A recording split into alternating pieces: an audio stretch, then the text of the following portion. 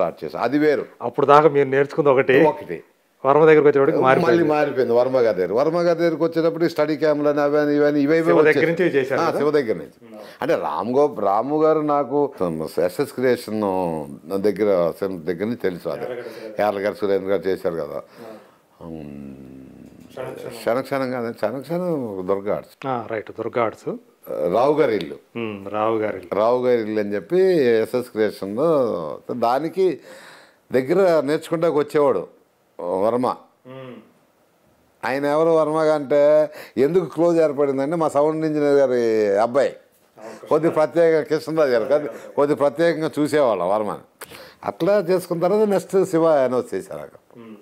చేసేటప్పటికి అప్పుడు దాకా ఏంటి షూ వేసుకోకూడదు, ఒక క్రమశిక్షణ ఉండేది. ఆఫీస్కి వస్తే షూ వేసుకోకూడదు, బయట ఉండాలి, ఏదో కొన్ని ఉండేవి. ఇక్కడ ఏమైపోయింది, కొన్ని రూల్స్. ఇక్కడ ఏ రూలు లేదు అసలు. ఈయన వచ్చిన తర్వాత ఆయన ఏ రూలు పాటించాడంటే ఆ రూలే కాదు. ఇక అక్కడి నుంచి స్టడీ క్యామ్లని అవన్నీ ఇవన్నీ ఈ పోర్ట్లని ఒరిజినల్ ఫైట్లని మళ్ళీ ఒక యాంగిల్లోకి వెళ్ళిపోయా. ఇక అక్కడి నుంచి వచ్చేసి కొత్తగా ఒకరోజు మేకప్ అంటే అంతకుముందు ఏముంది, ఏదో కొట్టంగానే అక్కడ చిన్న బ్లడ్ ఉండేది, ఊరికి అట్ట వేసేసేవాళ్ళం, అది అయిపోయింది. ఇప్పుడు అట్ట కాదు, అది కొడితే అది పెదిం పగిలిపోయినట్టే కావాలన్నాడు. ఎందుకంటే ఏదో కొత్త స్కీమ్ స్టార్ట్ చేశారని చెప్పి మళ్ళీ అక్కడి నుంచి ఏంటి ఆలోచిస్తా, అది కొంచెం డిఫికల్టీ ఏంటి ఆలోచిస్తున్నా అంటే మరి ఇదంతా ఏంటంటే అప్పుడు అట్లా కాదని ఆయన నాకు బుక్స్ ఇచ్చాడు. ఇవి ఈ మెటీరియల్ ఇది ఇచ్చాడు సార్, బుక్స్ తెచ్చిచ్చి. అప్పుడు ఒక స్టూడెంటే మళ్ళీ స్టూడెంట్ లాగా మేకప్ స్టార్ట్ చేశాను.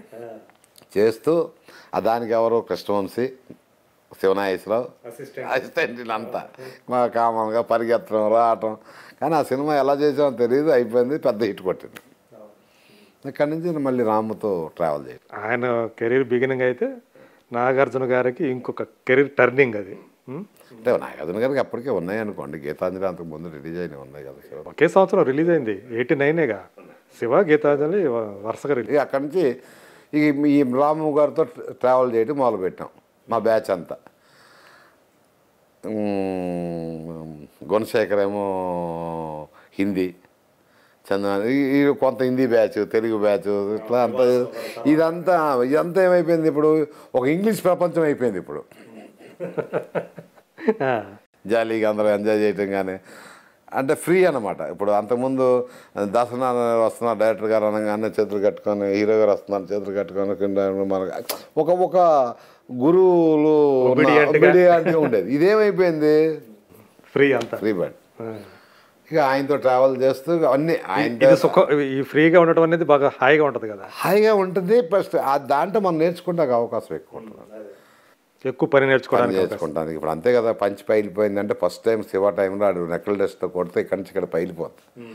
ఇండస్ట్రీ పరిచయం చేసింది నేనే, ఓహో ఇట్లా కూడా వేయచ్చు అని.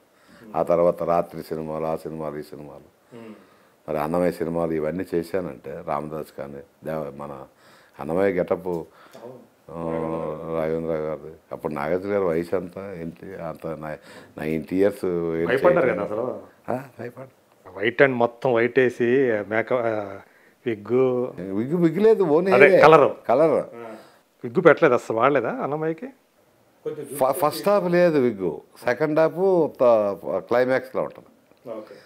మిడిల్ ఏజ్ వచ్చినప్పుడు పెట్టాల్సి వచ్చింది. అంటే అది ముందుకు లాగి మళ్ళీ అదే వస్తే బాగోదు, క్రాఫ్ట్ లాగా ఉండకూడదు కదా. అందుకని సెకండ్ మిడిల్ ఏజ్కి వచ్చేటప్పటికి పెట్టాల్సి వచ్చింది.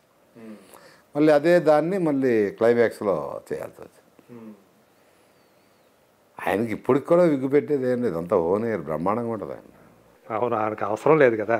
ఒకవేళ క్యారెక్టర్ ఏమైనా డిమాండ్ చేస్తే ఇలా కనిపించాలని వాడి విగ్గే పెట్టలా. కొన్ని ఏదో వస్తే హెయిర్ ఎక్స్టెన్షన్ చేసేవాళ్ళం, సాంగ్స్ కూడా హెయిర్ ఎక్స్టెన్షన్ చేసేవాడు, అంటే హెయిర్ మీద హెయిర్ ఎక్స్టెన్షన్ చేసేవాడు.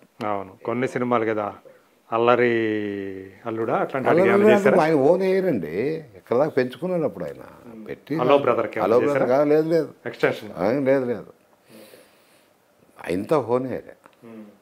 సో ఆయనతో ట్రావెలింగ్ అనేది నాగార్జున గారికి ఎన్ని సంవత్సరాలు మీ జర్నీ?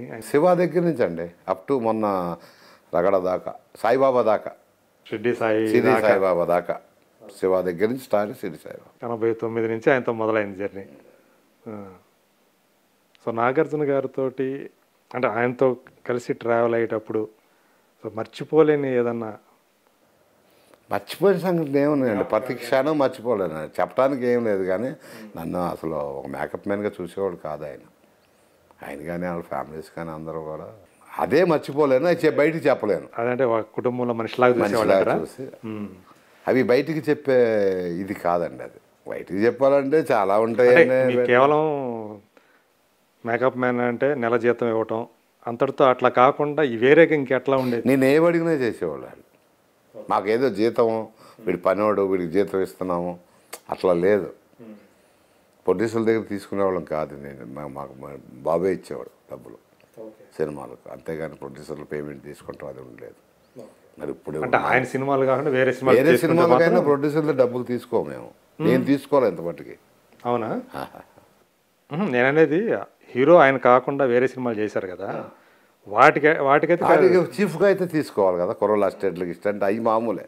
ఆయన పర్సనల్గా ఆయన పర్సనల్ పేమెంట్స్ వేరే ఉంటాయి ఆయన చేసినందుకు పర్సనల్గా. అంటే మీకు ఏదన్నా అవసరమైతే ఆఫీస్కి వెళ్ళి తీసుకోవచ్చు, అదే అంతే. ఆఫీస్కి వెళ్ళి డబ్బులు ఉంటే తీసుకున్నాం. ఏంటి ఆ టైంలో మీకు ఏ లోటు ఫైనాన్షియల్ ఏ లోటు ఫైనాన్స్ లేదు. అది అబద్ధం మనం చెప్పకూడదు. అసలు బాగా చూసుకున్నాం, ఏది కావాలన్నా బ్రహ్మాండం. వాళ్ళ పిల్లలు ఇద్దరికి మేకప్ వేసారా? ఇద్దరికి ఆల్మోస్ట్ అందరికీ. ఒక సుప్రియ గారికి, సుమంత్ బాబు గారు తప్ప అందరికి వేసారు. ఇప్పుడున్న జనరేషన్ అందరూ ఆయన వేసారు. చైతన్యకి వేసారు. చైతన్యకి ఎప్పుడు వేసారు? పూరి జగన్ ఫస్ట్ పూరి అనుకున్నాం, అప్పుడు మేకప్ టెస్ట్ చేసాము. తర్వాత దిల్ రాజు గారి సినిమా జోష్. మా చోటా మాలిక్ ఏమో ఫస్ట్ ఫిల్మ్ రిలీజ్ అయిన ఫస్ట్ ఫిల్మ్ అదే కదా, జోషే కదా. బడా మాలిక్ అంటా నేను. ఎవరిని? చైతన్యని. నేను చైతన్య బాబు అని పిలవను. వాళ్ళిద్దరు బడా మాలిక్ చోటా మాలిక్ అంటే నాకు ఇష్టం అంతే. వాళ్ళు బడా మాలిక్ చోటా మాలిక్ అంట. చోటా మాలిక్ అంటే అఖిల్ బాబు. అఖిల్కి ఏ సినిమాకి వేసారు? అదే మనం ఫస్ట్ చేసింది గెస్ట్ అపీరెన్స్. సో అట్లా ఆ ఫ్యామిలీలో వచ్చిన ఆ ఇద్దరు హీరోలకి ఫస్ట్ మేకప్ మీరే. సుశాంత్కి వేశారు. తర్వాత ఇప్పుడు కళ్యాణ్ రామ్ కానీ చౌదరి గారు ఇచ్చారనుకో, మన చౌదరి గారు ఆయన అందరూ కొత్త హీరోయిన్ అందరూ కొత్త వాళ్ళు పెడతాడు. అప్పుడు రాగానే సెంటిమెంట్ చంద్రరావు ఉండాలి, చంద్రరావు వచ్చి వాళ్ళకి మేకప్ వేస్తే నా సినిమా హిట్ అవుద్ది, వాళ్ళు పైకి వస్తారు. అట్లా చౌదరి చేసి దేవదాసికి రామ్ కళ్యాణ్ ఇద్దరు చేశాను. అట్లాగే హరికృష్ణకి కూడా సీతారామరాజు నాతోనే వేయించాడు. నాగార్జున గారి అది సీతారామరాజు ఉంది కదా, దానికి ఇలియాని ఏంటి, జెనీలి ఏంటి, భూమిక ఏంటి, అంటే వీళ్ళ ఫస్ట్ ఫిల్మ్ ఫస్ట్ శ్రేయ ఏంటి అని. తర్వాత చాలామంది అండి, రామ్కి ఏంటి. నాగార్జున గారికి అంతకాలం చేశారు కదా, అంటే ఏ టైంలో మీరు ఇంకా ఆయన నుంచి బయటకు వచ్చారు? అంటే బయటకు వచ్చారు అనుకోవచ్చా, లేకపోతే ఇంకా బయటకు వచ్చాను అనుకున్నాం కాదండి. అది ఒక చిన్న మిస్లీడ్ అయిందండి. అది మా మదర్కి చెప్పాను ఆల్రెడీ, మొన్న కూడా ప్రభు దాంట్లోనూ ఆవిడకి ఏజ్ ఎక్కువైపోయి మనస్థిమితం ఉండేది కాదు మా మదర్కి, అమ్మకి. సో అమ్మ నా దగ్గరే ఉండేది. సో ఆవిడకి ఏం చేయాలని నేను ఒకసారి తలుపులో బయటకు వచ్చేసి చాలా విపత్సం చేస్తున్నప్పుడు ఇట్లా ఉండేది కాదు నాకు. కొద్దిగా మదర్ డిస్టర్బెన్స్గా ఉండేది. అక్కడేమో ఆయన మీద ఏం జరుగుద్దో ఏమి ఏక కూడా వాళ్ళని ఇచ్చేవాడు కదా, అంత పర్ఫెక్ట్గా చూసుకునేవాడు. సో ఏంటంటే అటు ఇటుగా నాకు ఏదో డిస్టర్బ్ అయ్యాను బాగా. అది నాకు ఎందుకు డిస్టర్బ్ అయింది తెలీదు. అంటే రెండు మేనేజ్ చేయడం కష్టం అయిపోయింది ఇంట్లోనూ. ఇప్పుడు అలాంటి టైంలో నేను షిరిడి సాయిబాబాకి బాదామి వెళ్ళాం.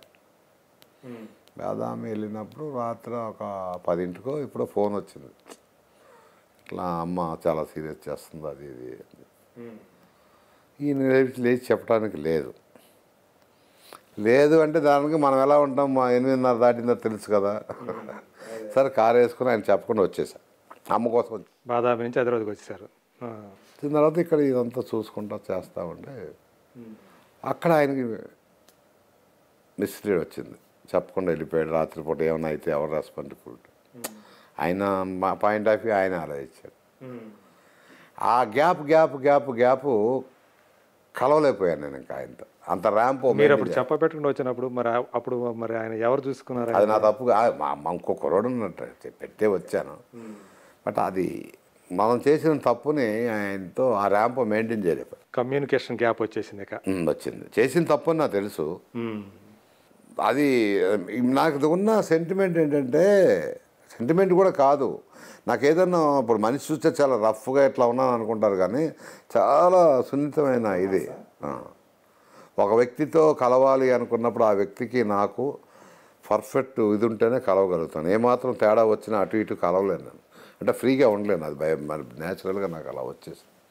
సో ఆ గ్యాప్ మెయింటైన్ అయినప్పటికీ ఇవ్వలేకపోయా.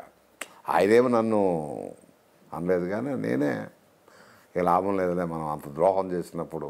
ద్రోహం చేశారని మీరు రియలైజ్ అయ్యి అంత ద్రోహం చేసే వ్యక్తిని మనం చేయటం కరెక్ట్ కాదని తప్పుకున్నా. This is fact. బట్ ఇప్పుడు మీరే చెప్పారు ఆయనకి? నేను చెప్పాను. అంటే ఇంట్లో పరిస్థితులు ఏం మరి చెప్పలేదు ఆయనకి ఇది పరిస్థితి అని ఎందుకు చెప్పలేకపోయారు మీరు? అర్థం చేసుకుని ఉండేవాళ్ళు కదా, అంటే మీ ఇంట్లో సంగతి ఆయనకి తెలియకుండా ఉండదు కదా? తెలుసు కానీ ఇంత స్ట్రగుల్ ఉందని తెలియలేదు. మీరు కూడా చెప్పలేదు. స్ట్రగుల్ ఉంటుంది అంటే ఎందుకు వెళ్ళకుండా ఉంటాడు. బట్ ఆయన అనేది ఏంటంటే వదిలేసి వెళ్ళిపోయడానికి రీజన్ కూడా, రాత్రి 10ంటికి బాదామి ఎక్కడ బాదామి అండి,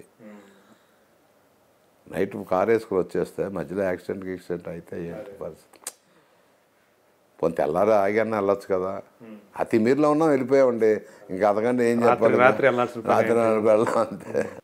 ఆ తర్వాత కూడా ఎప్పుడు చెప్పలేదా?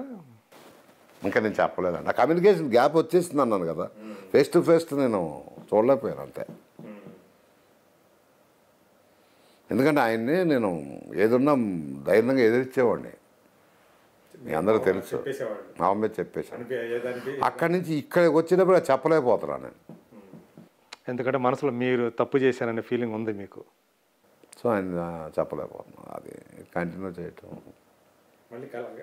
ఇప్పుడు మళ్ళీ మాట్లాడతారు, చేస్తూ ఉంటారు.